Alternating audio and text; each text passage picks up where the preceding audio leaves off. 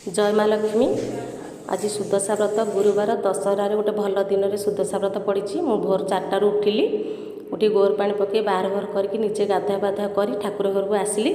ठाकुर को गुआ घी हलदी क्षीर में गधे देली, गुआ को भी हलदी पानी धोई धुआ देली, देकी कुंची धान ना कुंची चाउल गुआ सजईदेली, सजई देकी फूल सजईदेली, नैवेद्य धूप दीप सब देली, कलश बसईदेली, पिठा पिठा 10 गोटी कर ठाकुर थोइली।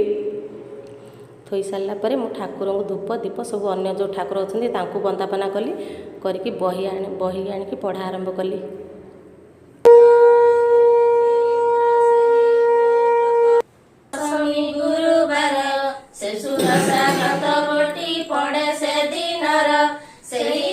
ब्राह्मणी जे प्रभात उठिला, एक भल गाईर जे गोबर